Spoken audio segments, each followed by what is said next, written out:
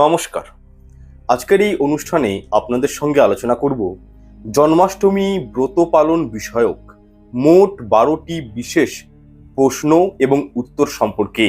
যেমন ধরুন 26 তারিখ না 27 তারিখ আপনারা জন্মাষ্টমীর ব্রত পালন করবেন। দ্বিতীয়ত, জন্মাষ্টমী ব্রত যারা রাখবেন তারা কখন কৃষ্ণগোপাল ঠাকুরের পূজা অর্চনা করবেন। তৃতীয়ত, জন্মাষ্টমীর দিন মাথায় সাবান শ্যাম্পু বা শরীরে তেল মাখা যায় কি যাবে না সেই বিষয়ে বলবো। চতুর্থ, ভগবান শ্রীকৃষ্ণকে বা গোপাল ঠাকুরকে যে থালাতে যে নৈবেদ্য প্রদান করবেন সেই নৈবেদ্য প্রসাদ রূপে সেই থালাতে খাওয়া যাবে কিনা এই বিষয়ে প্রশ্ন এসছে, এটিও ক্লিয়ার করব আপনাদের সঙ্গে। পঞ্চম, জন্মাষ্টমীর দিন লক্ষ্মীনারায়ণ বা গোপাল ঘরে প্রতিষ্ঠা করা যাবে কিনা। ষষ্ঠ, জন্মাষ্টমীর দিন দই গ্রহণ করা যাবে কিনা, বা জন্মাষ্টমীর দিন গোপালের বা শ্রীকৃষ্ণের চরণামৃত গ্রহণ করা যাবে কিনা এই বিষয়ে আপনাদের প্রশ্ন এসছে, এই বিষয়টিও আপনাদেরকে জানাবো। সপ্তম, গর্ভবতী মহিলারা বা মায়েরা কিভাবে জন্মাষ্টমী ব্রত পালন করবেন। অষ্টম, জন্মাষ্টমীর দিন কতবার গোপাল ঠাকুরকে ভোগ নিবেদন করা উচিত। নবম, মায়েদের অসহ্য সময়কালে বা জনন ও মরণ অসহ্য সময়ে জন্মাষ্টমীর ব্রত পালন করা যাবে কি যাবে না। দশম, গোপাল ঠাকুরের পুজোতে অর্থাৎ জন্মাষ্টমীর দিন গঙ্গা জলের ব্যবহার হয় কিনা। এছাড়া জন্মাষ্টমীর দিন ভগবানকে অন্নভোগ নিবেদন করা যাবে কিনা, বা এই অন্নভোগ আপনারা কখন গ্রহণ করবেন। ওভারঅল এই প্রত্যেকটা খুঁটিনাটি বিষয় নিয়ে আমি আপনাদের সঙ্গে কিন্তু আজকের এই অনুষ্ঠানে বিস্তারিতভাবে আলোচনা করব। তাই প্রত্যেকের কাছে অনুরোধ করব যে আজকের এই অনুষ্ঠানটি আপনারা মনোযোগ সহকারে শেষ পর্যন্ত দেখুন। আশা করছি অনেকখানি উপকৃত সমৃদ্ধ হবেন, এবং তা যদি হয়ে থাকেন তাহলে অবশ্যই ভিডিওটিতে একটি লাইক দিবেন, কমেন্টে জয় শ্রীকৃষ্ণ রাধে রাধে লিখে জানাবেন, এবং যতটা পারবেন আপনারা ভিডিওটি আত্মীয়দের সঙ্গে শেয়ার করে দিবেন, বন্ধু বান্ধবীর সঙ্গে শেয়ার করে দিবেন, যাতে করে তারাও এই বিষয়গুলো একটু জানতে পারে। এবং পুনরায় অনুগ্রহ করব যে এরকমই সব ধার্মিক সংক্রান্ত ভিডিও সবার আগে দেখার জন্য চ্যানেলটি সাবস্ক্রাইব করে পাশে থাকা বেল আইকনটা অন করে রাখবেন। আসুন তাহলে এরপর অনুষ্ঠানটির যেটি মূল বিষয় সেই বিষয়গুলোতে প্রবেশ করা যাক। দেখুন, আমাদের শাস্ত্র মতে টোটাল 27টি বিশেষ নক্ষত্র রয়েছে, এবং তার মধ্যে সব থেকে পবিত্র নক্ষত্র হলো এই রোহিণী নক্ষত্র। এবং যখন কৃষ্ণপক্ষের অষ্টমী তিথিতে রোহিণী নক্ষত্র যুক্ত হয় সেটিকে বলা হয় জয়ন্তী।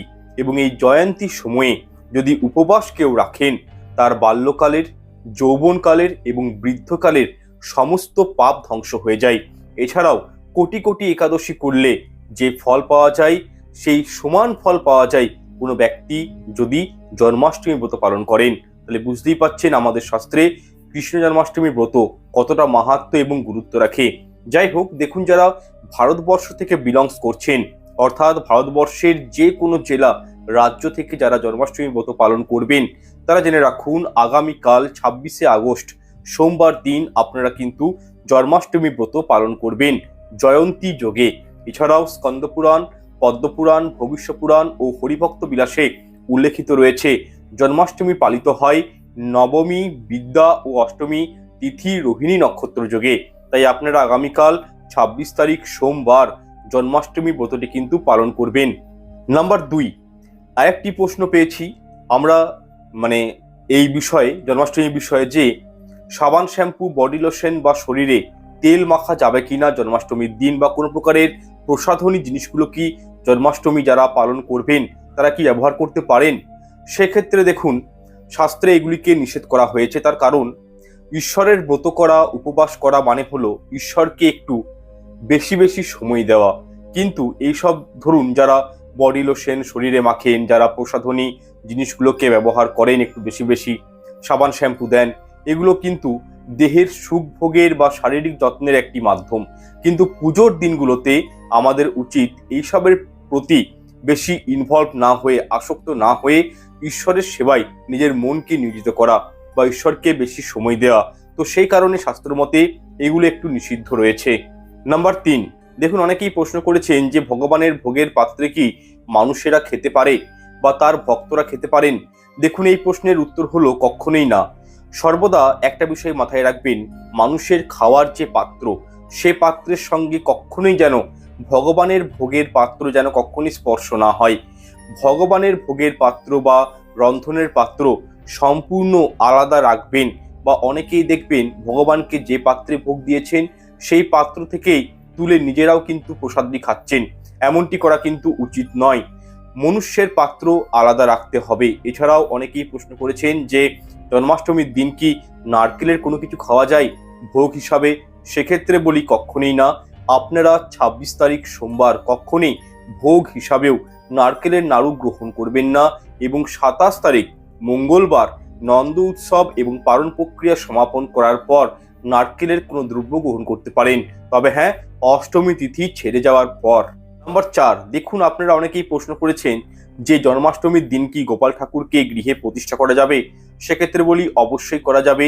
অতি উত্তম দিন, উত্তম তিথি এটি। তবে তার আগে আপনাদেরকে দীক্ষিত হতে হবে এবং নিরামিষ ভোজী হতে হবে, অর্থাৎ সাত্ত্বিক আহার গ্রহণ করতে হবে। দেখুন, প্রসাদ ভোজী না হয়ে গোপাল ঠাকুরের সেবা না করাই কিন্তু উচিত, কারণ যে ঘরে গোপাল ঠাকুর থাকে সে ঘরে কিন্তু সেই ঘরের সদস্যদেরকেও একটু প্রসাদ ভোজী বা সাত্ত্বিক আহারের প্রতি জোর দেওয়া হয়, এবং তারা কিন্তু সাত্ত্বিক আহার তাদের গ্রহণ করা উচিত। তবেই কিন্তু গোপাল ঠাকুর নিজের গৃহে প্রতিষ্ঠা করতে পারবেন।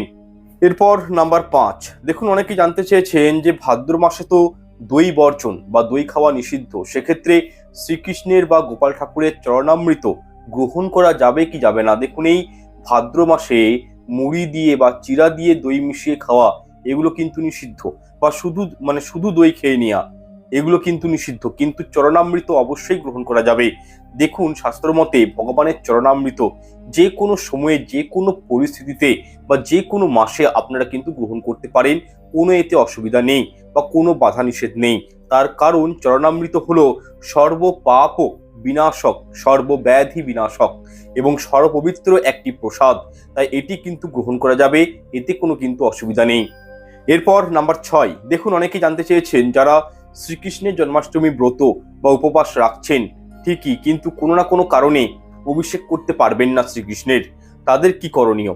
দেখুন, অনেকেই আছেন অসুস্থ ব্যক্তি যাদেরকে ওষুধ খেতে হয়, শারীরিক তাদের সমস্যা রয়েছে, বা ছোট 3-4 বছরের বাচ্চারা যারা রয়েছেন তারা কিন্তু ফল খেয়ে বা দুধ বা পানীয় খাবার খেয়েও এই উপবাস রাখতে পারেন। এক্ষেত্রে শাস্ত্রমতে কোনো বাধা নিষেধ নেই। তবে যারা একেবারে সুস্থ রয়েছেন শারীরিক দিক থেকে, তাদেরকে কিন্তু অবশ্যই নির্জলা উপবাস করেই এই জন্মাষ্টমী ব্রতটি পালন করতে হবে, এটাই শাস্ত্রীয় বিধান। যারা উপবাস রাখবেন কিন্তু অভিষেক করবেন না, তাদের ক্ষেত্রে বলি আপনারা সেক্ষেত্রে অভিষেক দর্শন করবেন। অনেকেই আছেন যারা হোস্টেলে থাকেন, যারা বাইরে থাকেন কর্মরত অবস্থায়, সবাইকার পক্ষে সম্ভব হয় না, তারা যে কোনো কৃষ্ণ মন্দিরে গিয়ে এদিন নিজের ঘরে বসেই মায়াপুর টিভিতে বা মোবাইলে আপনারা কিন্তু পুজোর সময় ভগবান শ্রীকৃষ্ণের অভিষেক দর্শন করতে পারেন। এরপর নাম্বার 7, দেখুন এই বিষয়টি অনেকেই জানতে চান যে জন্মাষ্টমীতে গোপালকে কতবার ভোগ নিবেদন করা উচিত বা কতবার করতে হয়। সেক্ষেত্রে দেখুন, আপনারা শ্রী গোপাল বা শ্রীকৃষ্ণের ঘরে মূর্তি রয়েছে, ওনার পুজো করেন, প্রাণ প্রতিষ্ঠা করা রয়েছে ঠাকুরের, তো সেক্ষেত্রে অষ্টকালীন মানে সারা দিনে ব্রহ্ম মুহূর্ত থেকে শুরু করে রাতে ঘুমাতে যাওয়া পর্যন্ত উনার কিন্তু 8 বার ভোগ নিবেদন করা উচিত। অর্থাৎ অষ্টকালীন যে সেবা পদ্ধতি রয়েছে সেটা কিন্তু চালিয়ে যেতে হবে জন্মাষ্টমীর দিনেও। আচ্ছা, নাম্বার 8 নম্বর বিষয়টি হলো গর্ভবতী মহিলারা বা মায়েরা কিভাবে এই জন্মাষ্টমী ব্রতটি পালন করবেন, এই বিষয়ে অনেকেই জানতে চেয়েছেন। তো সেক্ষেত্রে বলি, দেখুন, গর্ভকালীন অবস্থায় কখনোই দীর্ঘ সময় ধরে কিছু না খেয়ে থাকাটা শরীরের জন্য বা গর্ভজাত শিশুর জন্য উপকারী নয়, এতে সন্তানের ক্ষতি হয়। তো সেক্ষেত্রে আপনারা ফল, জল, ডাবের জল, পানীয় কিছু খাবার এগুলো খেয়েও উপবাস বা ব্রত করতে পারেন, কোনো সমস্যা নেই। তবে হ্যাঁ, যারা ফল বা পানীয় জল খেয়ে উপবাস করবেন তারা ভগবানের কাছে অবশ্যই প্রার্থনা করবেন যে হে গোপাল, হে কৃষ্ণ, আমরা সঠিকভাবে তোমার পুজো করতে পারছি না, তো এর জন্য ক্ষমা করে দিবেন এবং আমার দেয়া পুজোটা পারলে গ্রহণ করবেন। তথা যদি পুজো করতে বসে কোনো ভুল ত্রুটি বা অপরাধ হয়ে থাকে সেটি আপনি দয়াময় ঈশ্বর নিজ গুণে ক্ষমা করবেন, এবং আমার আগত সন্তান যেন তোমার ভক্ত হয়, সেই সন্তান যেন দীর্ঘায়ু হয়, সুস্থ থাকে, সবল থাকে, এইরূপ আশীর্বাদ হে ভগবান আমাকে প্রদান করবেন। এইরূপ প্রার্থনা ঈশ্বরের কাছে করবেন, তাহলেই কিন্তু হবে।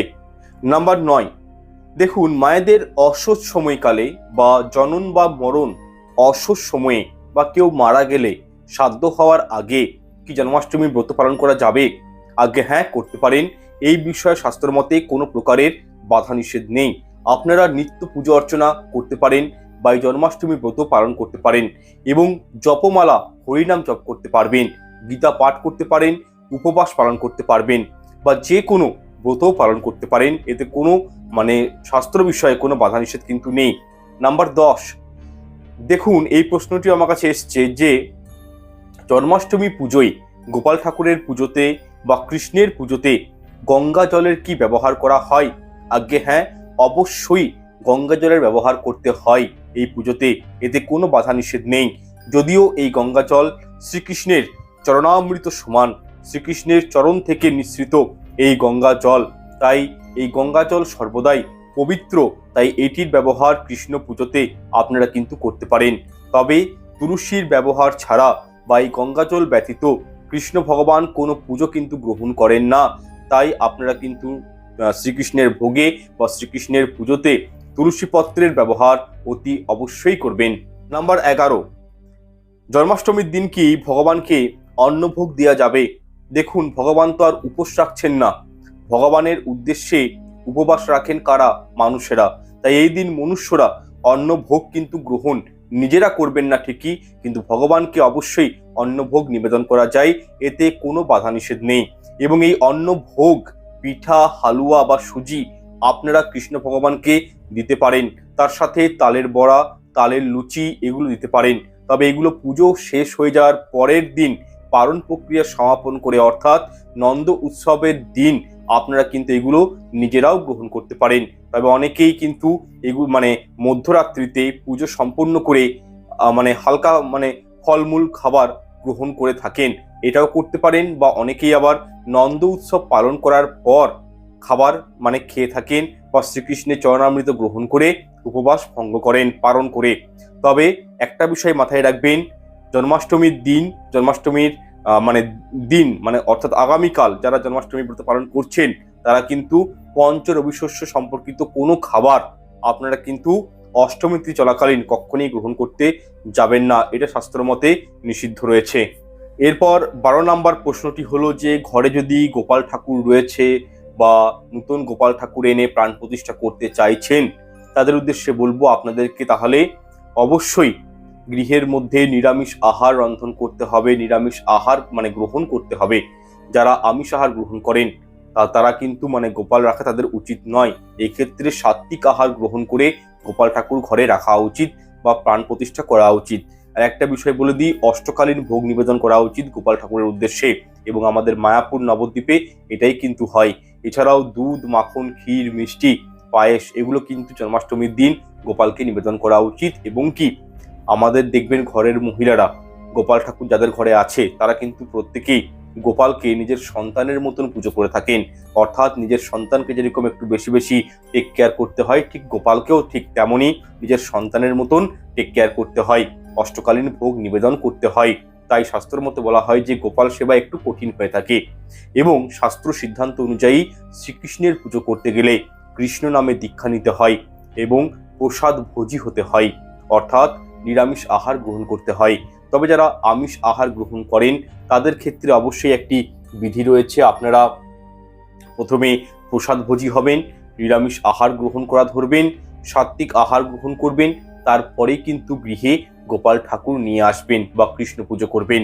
কিন্তু অনেকেই আছেন যারা কৃষ্ণ ভগবানের পুজো করছেন না বা আমিষ আহার গ্রহণ করছেন, তারা একটা কাজ করবেন, আস্তে আস্তে প্রসাদ ভোজী হওয়ার চেষ্টা করুন, শ্রীকৃষ্ণের কাছে ক্ষমা চাইতে শুরু করুন এবং আমিষ আহার বর্জন করুন। তারপরেই কিন্তু গৃহে গোপাল ঠাকুর এনে পুজো অর্চনা শুরু করবেন। এরপর 13 নম্বর বিষয়টি হলো পারণের দিন ভগবানকে কখন ভোগ নিবেদন করতে হবে। সেক্ষেত্রে বলি, নিত্য সেবা যেরকম ভাবে আপনারা করেন সেইভাবেই পুজো অর্চনা করবেন। মঙ্গল আরতি করার আগেই ভগবানকে ভোগ নিবেদন এবং মঙ্গল আরতি করার সময়ও ভোগ নিবেদন গোপালকে করবেন, বা পারণের আগেও আপনারা ভগবানকে ভোগ নিবেদন করতে পারেন। কিন্তু যারা ব্রত পালন করবেন তাদের কিন্তু পারণ ক্রিয়া সমাপন করেই প্রসাদ গ্রহণ করতে হবে, তার আগে নয়। আপনারা যারা 26শে আগস্ট সোমবার জন্মাষ্টমী ব্রত পালন করছেন তারা 27শে আগস্ট মঙ্গলবার নন্দ উৎসব পালন করে পাওয়ান প্রক্রিয়া সমাপন করে সামান্য অল্প করে শ্রীকৃষ্ণের চরণামৃত ও অন্নভোগ মুখে দিবেন বা পিঠা ঠাকুরের প্রসাদ গ্রহণ করে আপনারা কিন্তু পালন ক্রিয়া সম্পন্ন করার চেষ্টা করবেন। যাই হোক, আজকের এই যে প্রশ্নগুলো আপনারা করেছিলেন সেগুলোর উত্তর আমি আশা করছি আপনাদেরকে দিতে আমি সক্ষম হয়েছি। যদি আমার এই উত্তরগুলো আপনাদের ভালো লেগে থাকে তাহলে অবশ্যই অনুরোধ করব যে অনুষ্ঠানটিতে একটি লাইক করে দিবেন, শেয়ার করে দিবেন এবং চ্যানেলটি অবশ্যই সাবস্ক্রাইব করে পাশে থাকা বেল আইকনটি অন করে রাখবেন এবং কমেন্টে মনে ভক্তি রেখে জয় রাধারানীর জয় লিখে জানাবেন। এতে আমরা অত্যন্ত অনুপ্রাণিত হব। ঈশ্বর আপনাদের মঙ্গল করুক। আজকের জন্য বিদায় নিচ্ছি। ভালো থাকুন, সুস্থ থাকুন। নমস্কার, ধন্যবাদ।